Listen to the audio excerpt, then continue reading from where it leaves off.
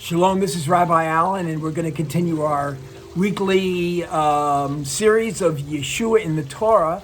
This week we are in the Torah portion, Beshalach, when he let go. It's from Exodus 13:17 through 17:16.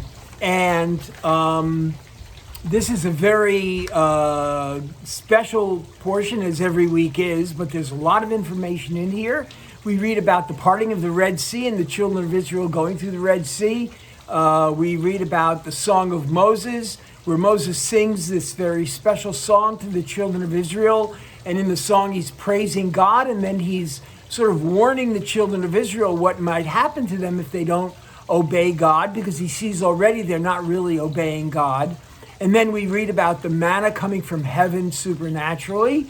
And then we read, and this is what I'm going to talk about today, we read about water coming from a rock.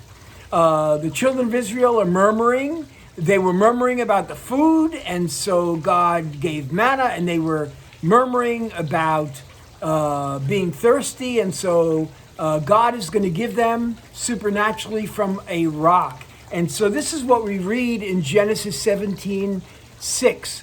God says to Moses, "Behold, I will stand before you on the rock, and you shall strike the rock, and water will come out of it."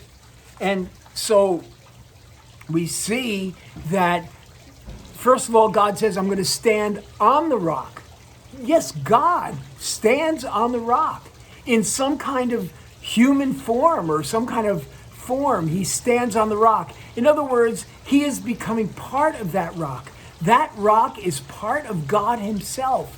And so God says, "I'm going to stand on the rock." And he also says twice, he calls the rock the rock. "I'm going to stand on the rock, and I want you to strike the rock." Hatzor in Hebrew, the rock. It's not just any rock. It's not just pick out a rock. There's a rock in the desert, and I want you to go over to that rock and strike it. It's the rock that I want you to do. It was a special, very specific rock, and we're going to find out in a minute why it is so special to God and to Moses.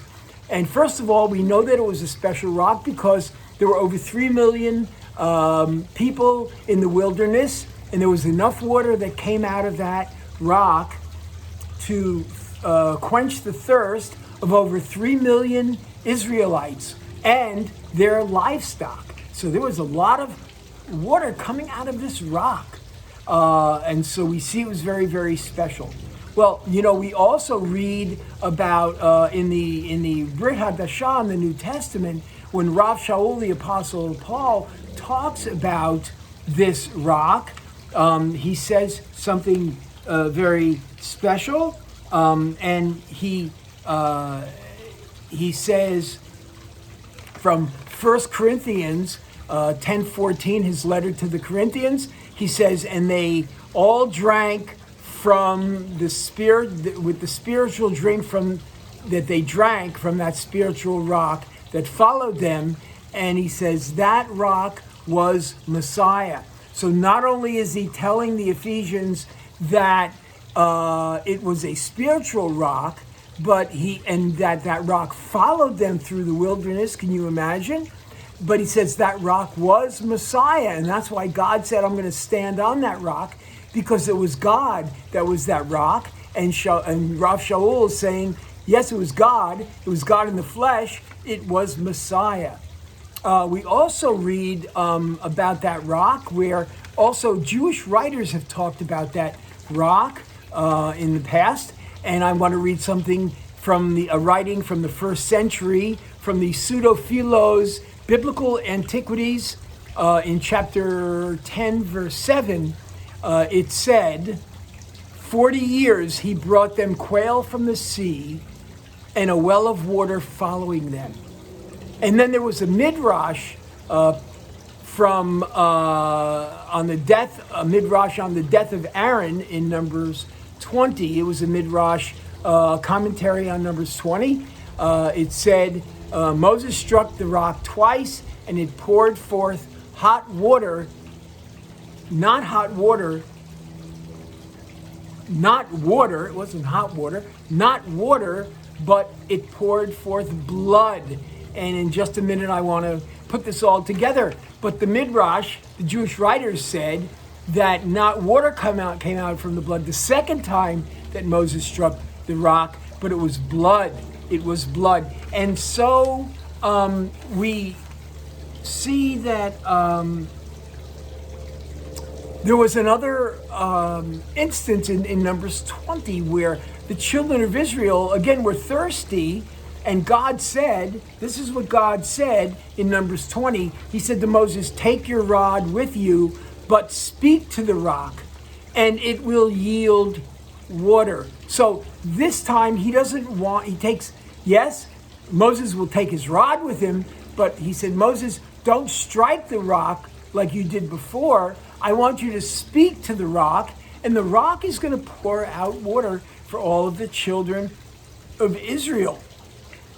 And so this is why this Midrash put it together and connected it with Messiah. That blood came out of the rock the second time. We don't know if it was blood, but this is what the Midrash says. But it's interesting because we always talk about the blood of Messiah and how it atones for our sins. And so this Jewish Midrash tells us about that. But here's what happened. God was punishing Moses the second time. Moses was not allowed to enter into the promised land. So that was a harsh punishment. Why the punishment? Because instead of talking to the rock the second time, as God instructed him to do, he struck the rock the second time. That was something very important to God's heart. Why? Because we do see this picture of Moses, of Messiah being the rock that followed them through the wilderness. And we know that Messiah Yeshua came 2 times. And so as there was the first instance of the rock being struck, and the second time God wanted Moses to speak to the rock and not strike it again. Well, Moses didn't know this, but Moses was punished. And so what I tell you today is Messiah Yeshua came the first time to us, and he came to bring salvation to us and tell us what salvation was about and how to live good, godly lives. And we know the first time Yeshua came, he was struck. He was struck down, and he bled, and his blood was for the atonement of our sins. But we know that Messiah Yeshua will be returning. Just as Moses returned to the rock a second time, Yeshua will be returning. But when he returns, he is going to live forever. He will never be struck down again. And so God didn't want Moses to strike that rock again. But Messiah Yeshua would come back, and he would rule and reign as King of Kings and Lord of Lords. And so we see this wonderful picture in the 2 incidences of the rock in the wilderness, and they are foreshadowing the 2 incidences of Messiah coming to us. And so we know that Yeshua was the rock, and also we know that he is the rock of living water. So let's read from the Brit Hadashah, the New Testament, in the book of John. John said, if anyone thirsts, now he's recording Yeshua's words that he spoke to the people. If anyone thirsts, let him come to me and drink. He who believes in me, out of his heart will flow living waters. And so Yeshua, and he did this on several occasions, he identified himself as the one that gives living water. So as the Israelites got living water in the wilderness, there is this special spiritual living water that will allow us to not just live for 70 or 80 years, but to live forever. And also we read in the Tanakh, in the Old Testament, that Zechariah 14 talks about the coming of Messiah. And he says, and in that day it shall be that the living waters shall flow from Jerusalem. And so we know that Messiah Yeshua will return, and he will return to his people when he returns to Jerusalem. And then going back into the very end of the Bible, of the New Testament, the Brit Hadashah, it says, "Let the one who is thirsty come and take the waters of life." And so we see in a wonderful, wonderful, powerful way how Yeshua is in our Torah portion this week. So that's it for this week. I want to remind you a couple of things. We just talked about the Passover. Just want to tell briefly. I have a book that just came out a few weeks ago, The Hidden Secrets of the Passover Haggadah. It's a wonderful book, getting and digging deep into the Passover Haggadah that we use every year for Passover, and telling us about these wonderful, wonderful secrets, these wonderful nuggets that we all need to have in our lives. If you go down below, past the description, there is a link for Amazon, and you can order it right from Amazon. A reminder, if you like this video, please share it with friends and family. You can cut and paste the address above, or you can go back to Facebook, and you can just share it with your friends that are friends of you on your profile page. If you like this video, there's a thumbs up below. Click the thumbs up. And also, you can subscribe to this channel. It's Rabbi on the Fly.